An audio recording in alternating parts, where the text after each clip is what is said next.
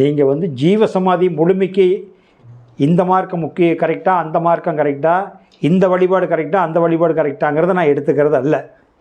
என்னுடைய ஆராய்ச்சிக்கு தோன்றினது சமாதி அடைகிறது இந்த உடம்புல எதுன்னா, இந்த உடம்பு நாராது, நலங்காது, கெட்டு போகாதுங்கிறது நான் அறிவியல் வளர்ச்சிக்கு நான் என்னை பொறுத்த வரைக்கும் ஏற்றுக்கிறது இல்லை. இப்போ ஒரு 75 கிலோ ஒரு உடம்பு இருக்குது. அந்த உடம்பு வந்து புருவ மையத்தில் ஒரு நரம்பு மிஸ்டேக் ஆகிடுச்சு, பிட்யூட்டரி கிளாண்டு கெட்டு போச்சு, அவன் கோமா ஸ்டேஜுக்கு வந்துட்டான், பிரெயின் டெத்துங்கிறான், மூளை சாவுன்னு சொல்கிறாங்க. உடம்பு 75 கிலோ இருக்குது. அப்போ அந்த 75 கிலோ உடம்பு இது வரைக்கும் இயக்கிட்டு இருந்தது, அந்த இயக்கணும் பொருள் எங்கே? இப்போ இந்த உடம்பு முக்தி அடை போகுமா? படுத்துருக்கிற உடம்பு தவம் பண்ண முடியுமா? சிவநிலையை தெரியுமா? அந்த பறவழி தெரியுமா? அதுக்கு பறவழி நாடி போகும்போது இப்போ தவத்தில் போனோமில்ல, அந்த இடத்துக்கு அது போயிட்டு வருமா? அதான் பிரெயின் டெத்து, மூளை சாவுன்ட்டானே. மூளை செத்து போச்சுன்னா மனம் செத்து போச்சு. அப்போ மனம் இல்லாதவன் பிணம். அப்போ நீ வழி நடத்துறது எது? மனசு. நல்லா நீங்கள் புரிஞ்சுக்கிட்டால் தான் ஆன்மீகத்தில் முன்னேற முடியும். உங்களை வழி நடத்துறது மனசு தான், மற்றதெல்லாம் மிஷினரி. எல்லா மிஷினரி இயக்கிறது அந்த கரண்ட்டு தான். கரண்ட்டை பார்க்க முடியாது, கண்டார் இல்லை, அறிந்துக்கலாம். எப்படி அறிஞ்சிக்கலாம்? இந்த ஃபேன் ஓடுது, கரண்ட் இருக்குது, லைட் எரியுது, கரண்ட் இருக்குது. பாபு இருக்கிறாரு, சிவன் இருக்கிறார். சிவன் வெளியே போயிட்டால் பாபு சிவம், சவமாயிடுறாரு. சிவமாக இருந்த பாபு சி எடுத்துட்டா, சி வெளியேறிட்டால் சவம். 2க்கு 3 எழுத்து தான். அப்போ உள்ளே வந்து இப்போ சிவன் இருக்கிறாரு, ஆனால் சிவனை காட்ட முடியாது. ஆனால் சிவன் இல்லைன்னா பாபு இயங்க மாட்டார். அப்போ கரண்ட்டை காட்ட முடியாது, ஆனால் கரண்ட் இருக்குது. எப்படி இருக்குது? பேனை ஓடுறதுனால கரண்ட் இருக்குது. அப்போ மரணமில்லா பெருவாழ்வுக்கு நான் அறிந்து கொண்டதும் நான் தெரிந்து கொண்டது மனமே மரணமில்லா பெருவாழ்வுக்கு காரணம். மனமே காரணம். அப்போ இந்த மனசோடு நம்ம போய் பழகும்போது அது முக்தி நிலைக்கு, அந்த ஆதி நிலையில் போய் ஒரு நாளைக்கு ஃபிட் ஆகிக்கும். இந்த உடம்பு அப்படியே கிடக்கும். இந்த உடம்பு நல்லடக்கம் பண்ணிடுவாங்க.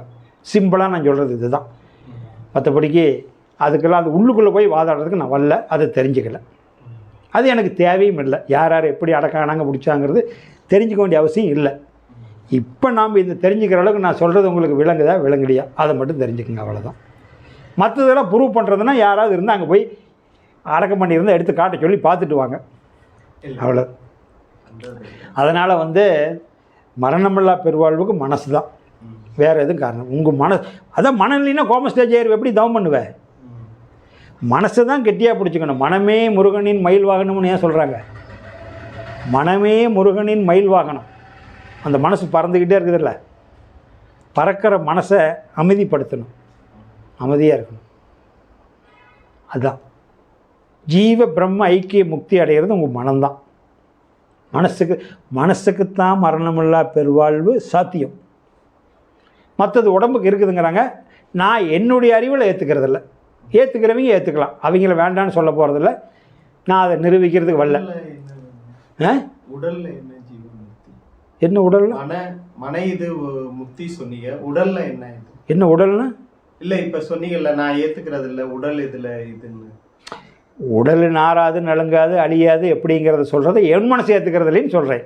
அது எனசுக்கு நான் ஏற்றுக்கிறது இல்லைன்னு சொல்கிறேன். நான் அதாவது என்ன சொல்லுவாங்க, மரணமில்லா பெருவாழ்வுக்கு சில பேர் இந்த உடம்பு நாராது, அழுகாது, அப்படியே கிடக்க எத்தனை வருஷம் நாள் கெட்டு போகாதுன்னு சொல்லுவாங்கள்ல, அதை வந்து நான் ஏற்றுக்கிறது இல்லைன்னு சொல்கிறேன். என்னுடைய மனசுக்கு அது பூமிக்குள்ளே புதைச்சதுக்கு உடல் மண்ணுக்கு வந்தது, உசுறு விண்ணிலிருந்து வந்தது, அவ்வளோதான். விண்ணிலிருந்து ஒரு ஆற்றல் வருது. விண்ணிலிருந்து ஆற்றல் வரலைன்னா மண்ணில் புல் முளைக்குமா? அப்போ இந்த புல் மண்ணோட தானே கிடக்குது. அப்போ புல்லும் புல்லும் உடம்பு ஒன்று தானே. அப்போ இந்த உடம்பு மண்ணுக்கு போகட்டும். உசுறு வந்து மனமோட, உசுருனுடைய வெளிப்பாடு மனம். உசுருங்கிறது கடல் அலை, மனங்கிறது அலை, உயிருங்கிறது கடல். அது அசைஞ்சா அலை. அப்போ அந்த அலை நின்னா போய் நிலையில் மாட்டிக்குதில்ல. வெளியே வந்தால் அலை, உள்ளே போனால் நிலை. அப்போ கடல் வேறு அலை வேறையா? ரெண்டுமே தண்ணி தானே. அப்போ இருப்பாக இருக்கிறது உயிர், அது இயங்குனா மனம். அந்த மனம் வந்து உசுரோடு போய் அடங்கணும். அதனால் உடம்பு மண்ணுக்கு, உசுறு விண்ணுக்கு போயிடணும். அப்போ அந்த உசுரோடு போய் போய் போய் போய் பழக்க வச்சுக்கிட்டா நாளைக்கு நீங்கள் அடக்க ஆகிற காலத்தில் அந்த நினப்புலேயே இருப்பீங்க. அந்த சாலோபம், சாமீபம், சாரூபம், சாயுத்திய நிலையில் இருக்கும்போது அந்த விஸ்வரூப தரிசனத்துக்கு தாண்டி, விஸ்வரூப தரிசனம் தாண்டி இப்போ நான் சங்கல்பம் சொன்னேன் பார்த்தீங்களா, ஜீவன் சிவமாகட்டும்னு. அந்த இருள்வெளியில் போய் நின்றுக்கு மனசு. அந்த இருள்வெளி தான் பூரண பொருள். நான் சொல்லித்தரது அதுதான். வேறு எதுவுமே எந்த இயக்கமும் காட்சிகளும் கண்ணுக்கு தெரியக்கூடாது. கண்ணுக்கு கிடைக்கிற காட்சிகள் அனைத்து உலக இயக்கத்துக்காக இயங்கிறது. அதெல்லாம் கடந்து போகணும். அதை பார்த்துக்கிட்டு அழகாக இருக்கக்கூடாது. நட்சத்திரமாகட்டும், சந்திரனாகட்டும், சூரியனாகட்டும், எது உங்கள் கண்ணுக்கு கண்டாலும் அது அதிசயம் இல்லை. அது வேணால் விவரிக்கலாம், இதெல்லாம் நான் கண்டம்னு சொல்லி. அதையெல்லாம் கடந்து போயிடணும். ஆழ்கடலுக்கு போயிடணும், விண்வெளிக்கு போயிடணும், ஆழ்கடலுக்கு போயிடணும். ஆமாம், எந்த உருவமும் இருக்கக்கூடாது அங்கே. அமைதி ஸ்பேஸு, பிளாக் பேஸு, அமைதி பேஸு, கருந்துளைக்கு போனது திரும்பாது. கருந்துளைக்கு போனது அது ஆன்டி கிளாக் வைஸாக சுற்றுறது. நீங்கள் கிளாக் வைஸில் சுற்றிக்கிட்டு இருக்குது நம்மளுடைய உயிர். இது அங்கே போய் ஆன்டி கிளாக் வைஸ் சுற்றினா இழுத்துக்கொண்டல. அதுதான் முழுமையான இடத்துக்கு போகிற வழி. அதுதான் முழுமையான இடத்துக்கு போகிற வழி. மற்றபடிக்கு என்னென்னா, ஒவ்வொரு மத வழிபாட்டிலையும் நிறைய பிரிவு வச்சுருப்பாங்க. அதையெல்லாம் நம்ம கேட்டு கிளியர் பண்ணிக்கூடாது. அதுக்கு நான் சொல்லவும் தயார் இல்லை. அப்படின்னா நான் மத சொற்பொழிவாளர் ஆயிடுவேன். என்னுடைய சப்ஜெக்ட் பார்த்துட்டு என்ன தெரிஞ்சுட்டு போக வந்திருக்கிறீங்க. எங்கிட்ட தியானம், நான் சொல்லித்தர தியானத்தை கற்றுக்கிறதா இருந்தால் கற்றுக்கிட்டு தெரிஞ்சுட்டு போங்க. நீங்கள் பல கொஸ்டின் ஒவ்வொரு மார்க்கத்தினுடைய விவரத்தை கேட்குறதுனா இங்கே அதுக்கு பதில் கிடைக்காது. அது கொடுக்க மாட்டேன். அதுக்கு அங்கங்கே போய் கேட்டுக்குங்க. அது இன்னொரு மார்க்கத்தை பற்றி விரிவிக்கிற மாதிரி ஆகிடும். உங்களுக்கு கடவுள் பற்றி சந்தேகம் இருந்தால் மட்டும் கேளுங்க.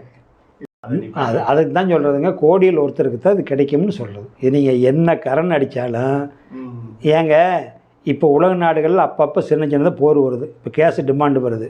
எதுக்காக வருது? நீ பெரியவனா நான் பெரியவனாங்கிற ஈகோ தானே. வேறு என்ன ஈகோ?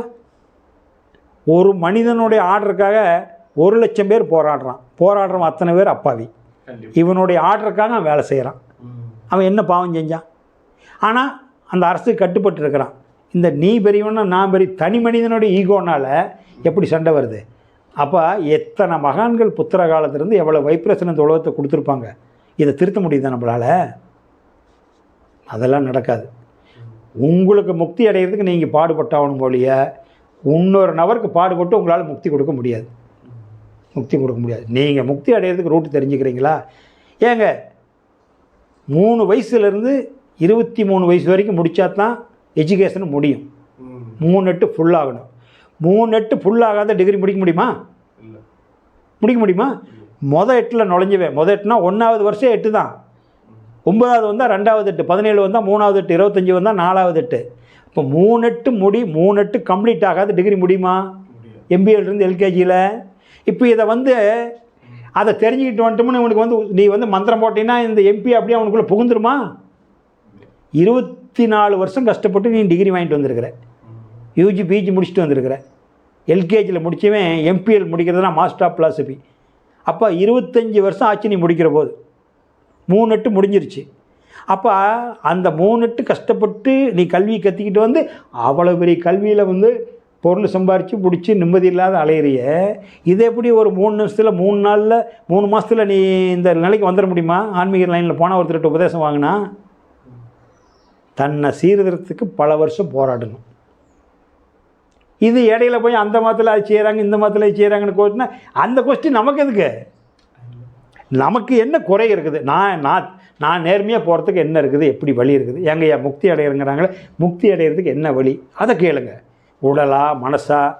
அது எது நான் கொடுக்குற பயிற்சி மனசுக்கு தான் முக்தி அடை பயிற்சி தரேன். உடலுக்கு தர்றதில்லை. நான் உடலுக்கு தர்றதில்லை. ஏன் தர்றதில்லைன்னா அதுக்கு விவரமும் சொல்லிடுவேன். இப்போ உங்கள் வீட்டில் யூபிஎஸ் வச்சுருக்கிறீங்க, கரண்ட் ஆஃப் ஆகிடுது.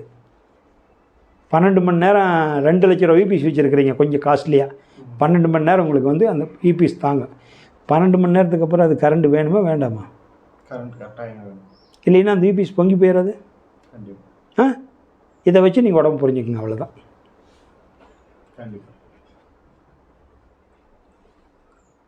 இப்போ நீங்கள் நம்ம இது அறிவு விழிப்புணர்வு தரவே இல்லையா? இந்த சேவை எதுக்காக நம்ம பண்ணுறோம்? நீங்கள் ஞானம் வாங்கிக்கிட்டீங்க, அந்த ஞானம் மற்றவங்களுக்கு நம்பி வர்றவங்களுக்கு கண்டிப்பாக செய்வோம். அந்த இறை ஞானம் மற்றவங்களுக்கும் பயன்படணும். நீங்கள் ஞானம் பெற்றுட்டீங்கன்னு உங்களுக்குள்ளே நீங்கள் அடைச்சிக்கல, கண்டிப்பாக மற்றவங்களுக்கும் சேரணும் அப்படின்றது பகிர்த்து வித்யாதானம் பண்றீங்க, நீங்க அந்த அதுக்கு தகுதியானவர். அதனால தகுதி இல்லாதவன் தான் பண்ணவே முடியாதுல்ல. நீங்க தகுதியானவர், அதை வச்சு நீங்க பண்றீங்க, மற்றவங்களுக்கு அந்த இது பண்றீங்க. அது வந்து எல்லாருக்கும் பூரணமா கிடைக்கணுன்றது தான் நினைக்கிறேன். மற்றபடி எதுவும் இல்லை. இல்லை, எல்லாத்துக்கும் பூரணமாக கிடையாது, வர்றவங்களுக்கு தான் கொடுக்குறோமில்ல. நீங்க தெரியல, உங்களையும் அறியாம பல பேர் உங்களை வாட்ச் பண்ணிக்கிட்டு இருக்காங்க. ஆனா நேர்ல வராம உட்காந்துருக்காங்க. அதானே அதான் நைட்லாம் ஃபோன் பண்ணுறாங்களே, வந்துடுவாங்க. இல்லைங்க, இப்போ நைட்டு பூரா எனக்கு வெளிநாட்டு போன தானே வருது, ஃபோனில் பேசிக்கிறாரோ. அப்புறம் 1/2 hour பேசுவேன், உபதேசம் மட்டும் கொடுக்க மாட்டேன். அவங்களுக்காக ஒரு செட் பண்ணி அனுப்பிச்சிருக்கிறேன், உபதேசம் வாங்காத கெவனிக்கு. இப்போ நீங்கள் உங்களுக்கு சொன்னல கெவனிக்கு சொல்லி ஃபஸ்ட்டு கொடுக்குறது இது தான் கொடுப்பேன். இதில் வந்து நீங்கள் 3 மாதம் தொடர்ந்து பண்ணி என்னால் முடியுது, நிற்க முடியுதுன்னு நினச்சா தான் அடுத்த நிலை நான் கொடுக்குறது. அவங்க எவ்வளோ பெரிய ரிஷிகேஷில் உபதேசம் வாங்கிட்டு இருந்திருந்தாலும் எனக்கு இதுக்கு மேலே கொடுங்கனாலும் நான் கொடுக்க மாட்டேன். எனக்கு எங்கிட்ட வந்து ஸ்டார்டிங் இதுதான். இதை நீங்கள் முதல்ல செய் பார்க்கலாம். இதெல்லாம் இது என்னென்னா ஒவ்வொரு பக்கம் என்ன நடக்குதுன்னு தெரிஞ்சுக்கிட்டு வரதுக்காக போகிறது. சில பேர் அவங்க ஒன்று செஞ்சுக்கிட்டு இருப்பாங்க, ஆனால் இங்கே என்ன தான் சொல்லித்தராங்கன்னு தெரிஞ்சுட்டு போகலான்ட்டு வர்றது. அவங்க முழுமையாக அதை பண்ண மாட்டாங்க. தியானம் வந்து கிராஸ் பண்ணி பண்ணக்கூடாது. நான் சொல்லிடுவேன், இப்போ நீ வாங்கின இந்த உபதேசத்தில் திருப்தி இல்லைன்னா ஏற்கனவே நீ எதாவது பண்ணிக்கிட்டு இருந்தால் அதை மட்டும் பண்ணு. ஆன்மீக விளக்கத்தை மட்டும் தெரிஞ்சுக்கிட்டு போ. இதையும் ஒரு நாளைக்கு பண்ணி பார்க்கலாம், அதை ஒரு நாளைக்கு பண்ணி பார்க்கலான்னா உள்ளுக்குள்ளே ரசாயன மாற்றம் மிஸ்டேக் ஆகும், கிராஸ் ஆகிடும். தியானத்தை பொறுத்தவரைக்கும் ரசாயன மாற்றம் வந்துடும், பண்ணக்கூடாது. ஏற்கனவே ஒரு இடத்துல பண்ணி செட் ஆகிருந்ததுன்னா அதை அப்படியே தான் டெவலப் பண்ணணும். மறுபடியும் இது புதுசாக பண்ணும்போது மூச்செல்லாம் ஏற்றியாக இருக்கிற போது அதை டிஸ்டர்ப் பண்ணணும். வேணால் அந்த தவம் பண்ணக்கூடாது. அறிவியல் பிலாசபி தெரிஞ்சுட்டு போகலாம், ஆன்மீக விளக்கம் தெரிஞ்சுக்கலாம், அதை வேணால் நீ தெரிஞ்சுட்டு போகலாம். டவுட் இருந்ததுன்னா அந்த மாதிரி சொல்லிடுவேன் சில பேர்த்துக்கு. இல்லை நான் தியானம் இது வரைக்கும் செய்யலைங்க, இப்போ தான் புதுசாக செய்கிறேங்க அப்படின்னா நீங்கள் இதிலிருந்து செய்யுங்க, கரெக்டாக இருக்கும்னு சொல்கிறது, வேறு ஒன்றும் இல்லை. அதுதான் சொல்கிறது. வித்யாதானம் அறிவு வந்து தெரிஞ்சுக்கிறேன்னு சொல்லி நம்ம அதுக்குன்னே தான் உட்காந்து இருக்கிறோம். இதை வந்து கூப்பிட்டு விளம்பரம் பண்ணிலாம் சொல்ல முடியாது. நீங்களே அறியாமல் உங்களை வாட்ச் பண்ணிக்கிட்டு இருக்காங்க. ஆமாம், பல பேர். அது நீங்கள் சொல்கிறது உண்மை தான், அது நீங்கள் சொல்கிறது உண்மை. வாட்ச் பண்ணிக்கிட்டு இருக்காங்க. ஆமாம், அவங்களுக்கு கொடுப்பனை இருக்கும்போது அதை நேரில் வந்து. ஆமாம், அதான் இப்போ போன வாரம் லெதர்நாத்னு வந்தார். அவர் நான் இங்கே இந்தியாவுக்கு நேரில் வந்தார் தான் உபதேசம் கொடுப்பேன். அப்புறம் லீவில் வந்தாராம்மா, வந்து வாங்கிட்டு போனார். கனடாவில் வந்து கோயம்புத்தூர்கார ஒருத்தர் வந்தார், லீவில் வந்தார், உபதேசம் வாங்கிட்டு போயிட்டார். இந்த 3 ஸ்டேஜும் அந்த ஆதி மையம் மட்டும் சொல்லித்தரல, நெஞ்சுக்குழி மையம், புருவ மையம், உச்சி மையம் 3 ஸ்டேஜும் சொல்லி கொடுத்துட்டேன். ஆனால் இது நீங்கள் வந்து 3 ஸ்டேஜ் உடனே பண்ணாதீங்க, ஒன்று 3 மாதம் பண்ணுங்கள், அதுக்கப்புறம் இதை 3 மாதம் பண்ணுங்கள், அப்புறம் இதை 3 மாதம் பண்ணுங்கள். இதை பண்ணும்போது மறுபடியும் இதெல்லாம் விட்டுருங்க. ஸ்ட்ரெயிட்டாக ஆரம்பிக்கும் போதே இங்கே ஆரம்பிக்கிறீங்க, இங்கே நினைக்கிறீங்க, இங்கே நினச்சிட்டு முடிச்சுக்குங்க. 3வது உபதேசம் வாங்கினதுக்கப்புறம் இப்போ உயர்நிலை போனதுக்கப்புறம் உங்களுக்கு தொடக்கப்பள்ளி எதுக்கு? ஆனால் தொடக்கப்பள்ளி படிச்சுட்டு தானே போகிறோம். அப்போ மேல்நிலைக்கு போனதுக்கப்புறம் தொடக்கப்பள்ளி உயர்நிலை விட்டுறோம், மேல்நிலை கல்வி தானே முடிச்சுக்கிறோம். இப்போ இந்த 3ஐயும் தாண்டி காலேஜுக்கு போயிட்டீங்க, அப்போ இந்த 3ம் தேவையில்லையில்ல, ஸ்ட்ரெயிட்டாக காலேஜ் படிப்பு போதுமில்ல.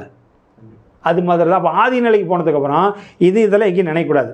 கண்ணை மூணுன்னா ஸ்பேஸ் தான், பிளாக் பேஸ் தான்.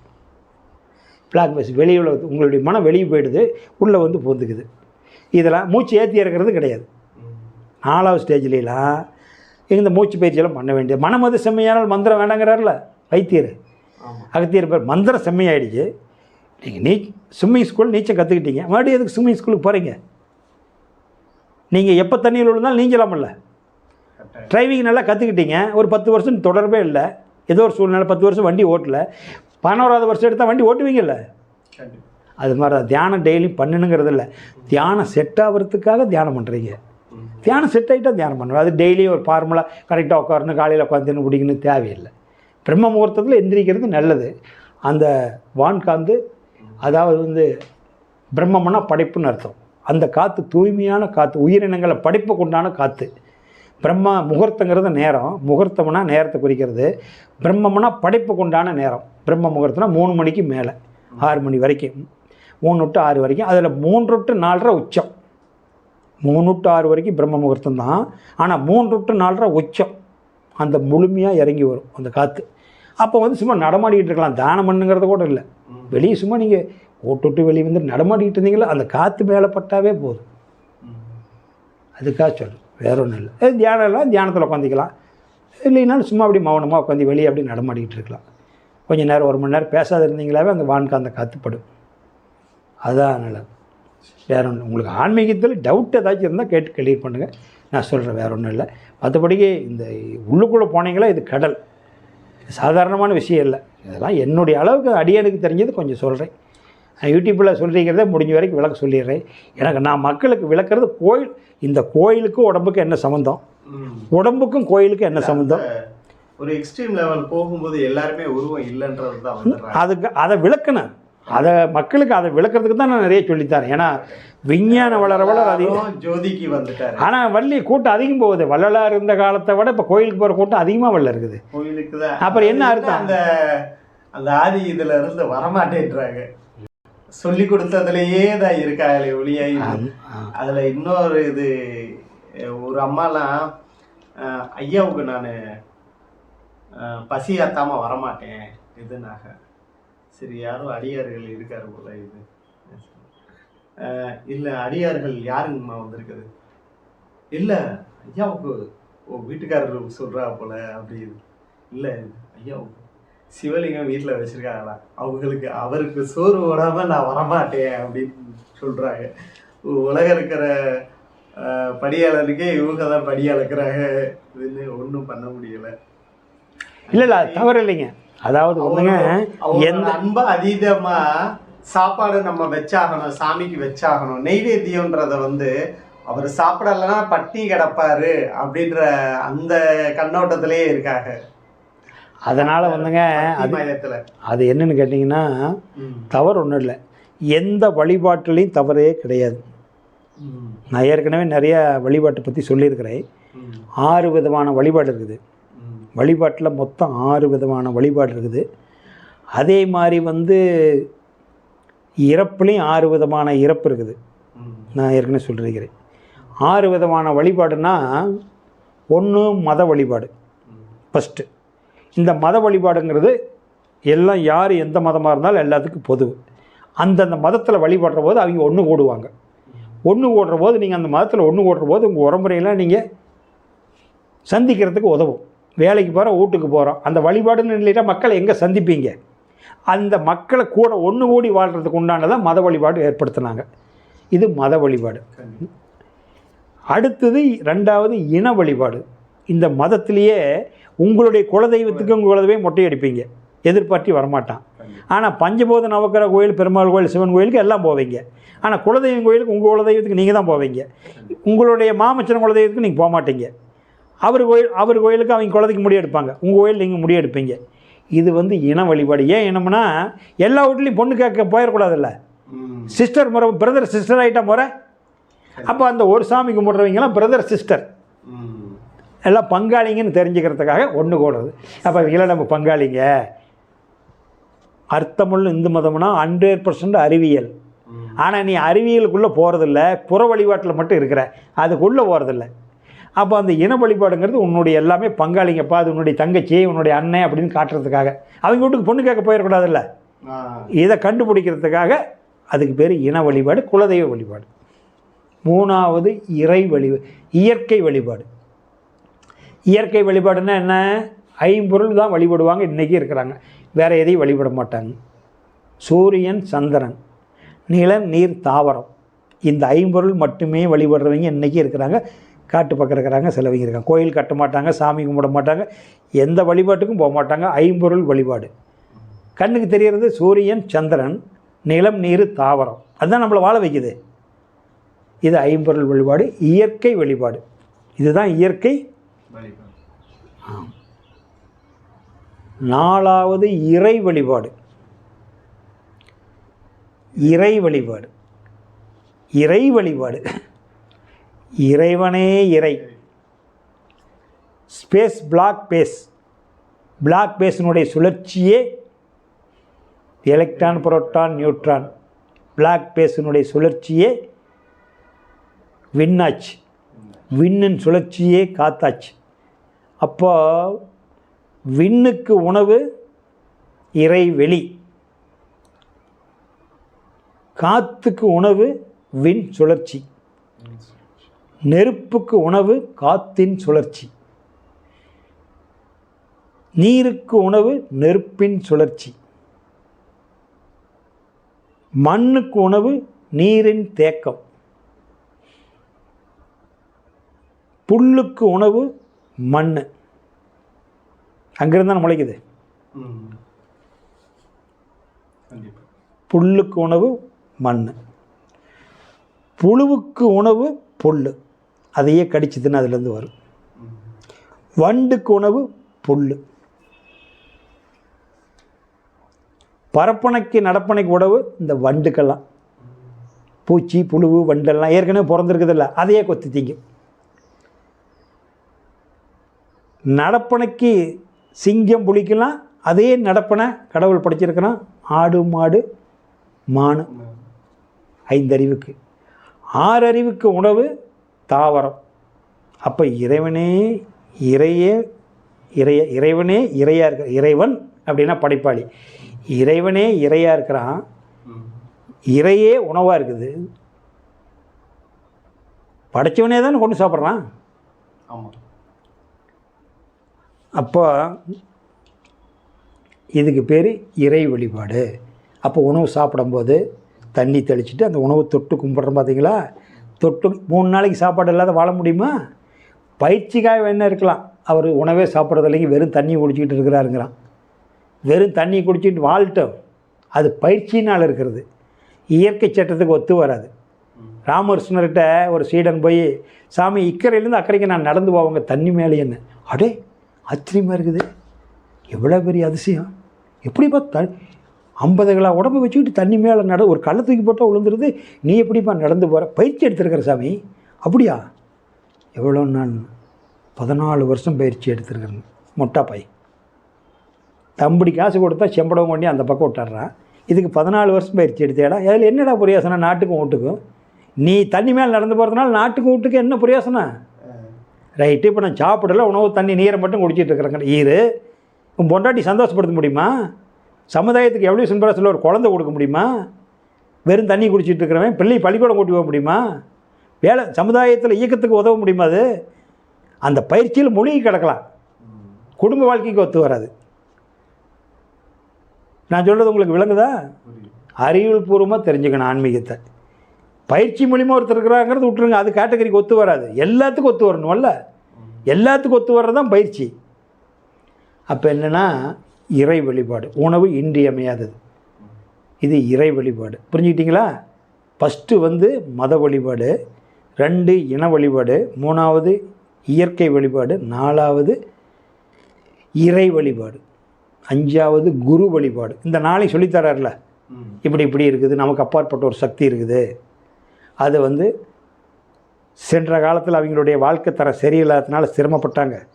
இப்போ நாம் அது வேண்டாம், இப்போ இருக்கிற அறிவு பயன்படுத்தி இப்படி வாழலாம், இப்படி வாழ்ந்தால் எதிர்காலத்தில் நல்லா இருக்கிறான்னு திரிகால ஞானம், சென்ற காலத்தினுடைய அனுபவத்தை வச்சு, நிகழ்காலத்தில் நடக்கிற நிகழ்ச்சியை வச்சு எதிர்காலத்தில் சிறப்பாக வாழலாங்கிறத கொடுக்கறது தான் இந்த 3 அறிவு விளக்கிறதுக்கு பேர் திரிகால ஞானத்தை விளக்குறவர் அந்த குரு.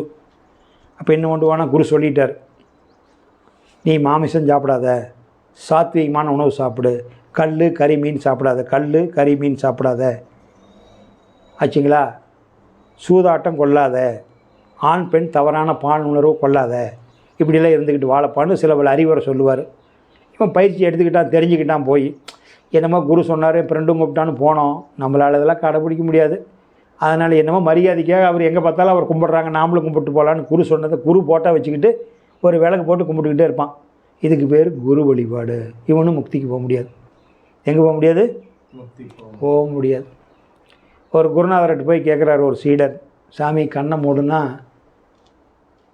ஏற்கனவே சிலை வணக்கத்தெல்லாம் விட்டுட்டு வந்துட்டேன், நிறைய படங்கள்லாம் வீட்டில் வச்சுருந்தேன், அதெல்லாம் மறந்துட்டேன், நான் தியான ரூமில் ஒரு தீபம் மட்டும் போட்டு கும்பிட்டுருக்கிறேன், உங்கள் போட்டா வச்சுருக்கிற பக்கத்தில் வேறு சாமி போட்டால் இது இல்லை, கோயில் குளத்துக்கு போகிறதில்ல, அருவத்தான் நினச்சிக்கிட்டு இருக்கிறேன், ஆனாலும் உங்கள் உருவம் கண்ணை மூடனா உங்கள் உருவம் முன்னாடி நிற்கிதுங்கிறாரு.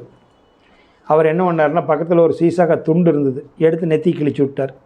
இதை மட்டும் கவனிடா, என்னுடைய முகம் வந்தீங்கன்னா மண்ணில் தான் கிடப்பேன், விண்ணுக்கு போக மாட்டேன்னு. நான் ஒரு ஆசிரியர்ரா, நான் சொல்லிட்டேன், எனக்கு ஒருத்தன் சொல்லிக் கொடுத்தா, நான் உனக்கு சொல்லிக் கொடுத்தேன், என்னை மறந்துடு, அருவத்தை நினச்சிக்கின்னு சீசாக்கா துண்டு எடுத்து கிழிச்சு விட்டார். மறுபடியும் 1 மாதம் இதையே நினச்சிக்கிட்டு இருந்தான், அருவத்துக்கு போயிட்டான். நினப்பு பூரா அங்கே வந்துருச்சுல்ல. அருவம் மட்டும்தான் உண்மையான வழிபாடு, அது முக்தி வழிபாடு. இது 6வது வழிபாடு. புரியுதுங்களா? இது வந்து வழிபாட்டில் 6 வழிபாடு இருக்குது. 5 வழிபாடு இன்றியமையாதது. நம்மளை வந்து நல்வழிப்படுத்துறதுக்காக மத கட்டமைப்பு இன்றைக்கி வேணும், நாளைக்கு வேணும், நாளான்னைக்கு வேணும். நீங்கள் எத்தனை வருஷம் ஆனாலும் தொடக்கப்பள்ளி வேணுமில்ல. ஆனால் எம்பிஏ படித்ததுக்கப்புறம் நான் எல்கேஜியில் தான் படிப்பேன்னு சொன்னேன். நான் வேணும் 3வது இடத்துல படிச்சுட்டு முதல் 8 பள்ளிக்கூடத்தை படித்தா நல்லா இருக்குமா? அதை நீங்கள் தான் புரிஞ்சுக்கணும். அதுக்கு மேலே அதை விவரிக்கக்கூடாது. இல்லை, அது இல்லை. இதை மாறுபாடாக நான் வேறு மாதிரி சொல்லுவேன். என்ன இதுன்னா, எல்கேஜி பிள்ளை யூகேஜி பிள்ளைகளுக்கு யானையை வந்து காட்டுறதுக்கு அதைத்தான் அதில் வந்துருந்துங்க. அதெல்லாம் நீங்கள் அது பொழுதுங்க அத்தனையும் சொல்லுவேன். இதெல்லாம் நிறைய 50 சப்ஜெக்ட்டுக்கு மேலே சொல்லியிருக்கிறேங்க. ஏபார் apple, B bar பாப்பிள், C bar கேட்லாம் சொல்லியிருக்கிறேன். அது எம்பிஏவில் எடுத்து காட்டுவியா? அதெல்லாம் என்னுடைய யூடியூப்பில் சொல்லியிருக்கிறேங்க. அதெல்லாமே வந்து நீங்கள் என்னென்னலாம் சொல்லவோன்னு நினைக்கிறீங்களா? நான் பெருமைக்காக சொல்லலை. அனைத்தும் அதுக்குள்ளே கிடக்கும். நீங்கள் 1-2 மட்டும் அதை பார்த்துருப்பீங்க. 150 ஃபோல்டர் இருக்குதுங்க. அதுக்குள்ளே ஒவ்வொன்றையும் தள்ளிவிட்டு பாருங்கள். முழுவதும் அத்தனையும் பார்த்தா தான் தெரியும். எல்லாம் எல்கேஜிலேருந்து பிஹெச்டி வரைக்கும் இருக்குது. அதில் சொல்லியிருக்கிறேன். வேறு ஒன்றும் இல்லை. அதே மாதிரி அதனால் வழிபாட்டில் 6 விதமான வழிபாடு. அதே மாதிரி அடக்காவறதில் இறப்பில் 6 விதமான இறப்பு இருக்குது. அதெல்லாம் தெரிஞ்சுக்கங்க. அதெல்லாம் தெரிஞ்சுக்கிட்டா தானே ஆன்மீகம். அப்போ இந்த வழிபாடு 6 விதமான வழிபாட்டில் எந்த ரேஞ்சில் நாம் இருக்கிறது நீங்களே முடிவு பண்ணிக்கிங்க. உங்களுக்கு ரேஞ்சுக்கு உங்களுடைய போக்கில் விட்டுறேன். இறப்பில் 6 விதமான இறப்பு இருக்குது. இது எப்படி 6வது வழிபாடு நம்ம முக்திக்கு உதவுதோ அதே மாதிரி அதில் 6வது இறப்பு தான் அடக்கம். 6வது அடக்கம் தான் நல்லடக்காய் நம்ம முழுமையடைய முடியும். 1 இயற்கை மரணம். அது இயற்கையாக ஆயுசு வந்தோம் நோய்வாய்ப்பட்ட படுத்து இறந்துடுறாங்க. அவங்க ஆன்மீகமெல்லாம் எதுவும் தெரிஞ்சிருக்க மாட்டாங்க. அவங்க நினைப்பப்பட்டிருக்குது அப்படி போயிடும். இதுக்கு பேர் இயற்கையாக நடக்கிற மரணம். ஆன்மீகத்தை பற்றி அவங்க எதுவும் தெரிஞ்சிக்கல. அவங்க என்ன மனசுன்னு ஓடுதோ அந்த மன ஓட்டத்துக்கு இந்த மாதிரி பிறப்படுது. இது இயற்கை மரணமா? இன்னொன்று இயற்கை சீற்றம். ஒரு பூகம்பம், பூமி வெடிக்கிறது உள்ளே போயிடுவாங்க. ஒரு கடல் கரையில் போய் நிற்கிறாங்க. திடீர்னு எதிர்பார்க்காத கடல் கொந்தளிப்பு வந்து முழுகிடும். இது இவங்க மேலே தப்பு இல்லை. இயற்கை மரணம், இயற்கை சீற்றம். கூடவே வந்தீங்களா தான். இயற்கை மரணங்கிறது யாரும் சம்மந்தம் இல்லையே. இது இயற்கை சீற்றம். அதனுடைய கொந்தளிப்பினால் அவன் சிக்கிக்கிட்டான். அதனால் இயற்கை மரணம் 1. இயற்கை சீற்றத்தினால் வர்றது 1. இன்னொன்று தற்செயல் விபத்து. நீங்கள் போயிட்டுருக்கிறீங்க ஒரு ஊருக்கு பைக்லேயே கார்லேயே, விபத்து நடக்கணும்னு நீங்கள் போகல, எதிர்பாராத விபத்து. அது விபத்து நடந்து கையாக காலாக போய் ஏதோ ஒன்று அடிமண்டாகி ஆஸ்திரி கொண்டு போகிறாங்க, டெத் ஆயிடுறான். இது வந்து தற்செயல் விபத்து. நல்லா புரிஞ்சுக்குங்க. இயற்கை மரணம், இயற்கை சீற்றம், தற்செயல் விபத்து.